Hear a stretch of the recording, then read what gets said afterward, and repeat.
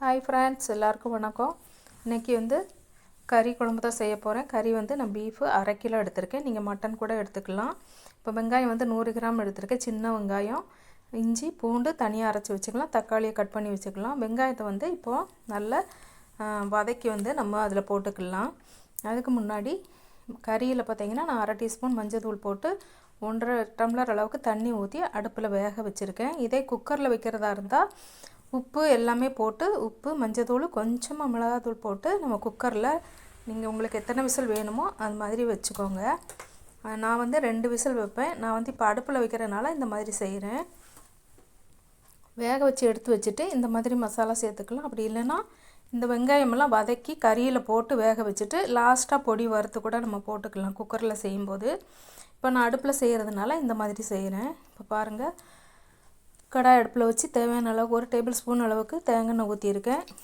தேங்காய் எண்ணெயில் பட்டை, கிராம்பு, சோம்பு, ஏலக்காய் ஒன்று போட்டு நல்லா பொரிஞ்சதுக்கப்புறமா சின்ன வெங்காயம் போட்டு அதை நல்லா வதங்கினதுக்கப்புறமா இஞ்சி பூண்டு பேஸ்ட்டு, தக்காளி, உப்பு போட்டு நல்லா பிரட்டிட்டு நம்ம மசாலா கறியில் போட்டு நல்லா வேக வச்சுக்கலாம். குக்கர்லேயே இருந்ததுன்னா நம்ம இதெல்லாம் வதக்கி குக்கரில் கறி கூடவே ஒன்றா போட்டு நம்ம வேக வச்சுட்டு அதுக்கப்புறமா பொடி வறுத்து போடணும். இப்போ நான் அடுப்பில் செய்கிறதுனால இந்த மாதிரி செய்கிறேன். நீங்கள் அடுப்பில் செய்கிறதா குக்கரில் செய்கிறதா இருந்தாலும் சரி, அடுப்பில் செய்கிறதா இருந்தாலும் சரி, உங்களுக்கு எந்த மெத்தடில் செய்யணுமோ அந்த மாதிரி செய்யுங்க. இப்போ பாருங்கள், தக்காளி போட்டு நல்லா வதங்கினதுக்கப்புறம் உப்பு போட்டு பிரட்டி விட்டுட்டு இதை கறியில் போட்டு வேக வச்சுக்கலாம்.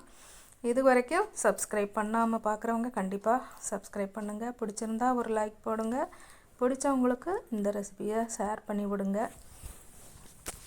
இப்போ பார்த்திங்கன்னா நல்லா வதங்கிருச்சு. இதை நம்ம கறியில் போட்டு வேக வச்சுக்கலாம். நான் கறியில் உப்பு போடலை. நம்ம குக்கரில் போடும்போது நம்ம உப்பு எல்லாமே போட்டு வேக வச்சுக்கலாம்.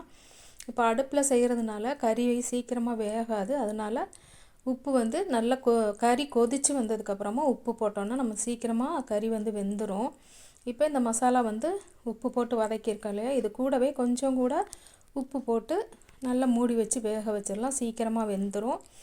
இதுக்கப்புறமா நம்ம பொடியெல்லாம் வறுத்து போட்டுக்கலாம். கறி நல்லா வெந்ததுக்கப்புறமா பொடி வறுத்து போட்டுக்கலாம். அதுக்கு முன்னாடி பாருங்கள், இப்போ மசாலா போட்டு நல்லா கொதிச்சிருச்சு. வெங்காயம், பூண்டு இதெல்லாம் இஞ்சி பூண்டெல்லாம் போட்டு நல்லா கொதித்து வந்ததுக்கப்புறமா நம்ம பொடி வறுத்து போட்டுக்கலாம். இப்படி செய்யும்போது மசாலா கறியில் நல்லா சேர்ந்துடும். நம்ம குக்கரில் செய்கிறதுக்கும் இந்த மாதிரி தனியாக செய்கிறதுக்கும் நிறைய வித்தியாசம் இருக்குது. இப்போ பாருங்கள், இதுக்கு 1 டீஸ்பூன் அளவுக்கு நான் எண்ணெய் ஊற்றிட்டு 2 ஸ்பூன் அளவுக்கு மல்லிப்பொடி போட்டிருக்கேன். 1.5 டீஸ்பூன் அளவுக்கு மிளகாய் பொடி போட்டிருக்கேன். 1 டேபிள் ஸ்பூன் அளவுக்கு கரம் மசாலாவும் 1 டீஸ்பூன் ஃபுல்லாக மிளகு பொடி போட்டிருக்கேன். போட்டு நல்லா வறுத்து விட்டுக்கலாம், பச்சை வாசனை போகிற அளவுக்கு. இந்த மாதிரி வறுத்து போடும்போது குழம்பு நல்லா கலர்ஃபுல்லாக இருக்கும், சூப்பராக டேஸ்ட்டாகவும் இருக்கும். கண்டிப்பாக இதை மாதிரி ட்ரை பண்ணி பாருங்கள்.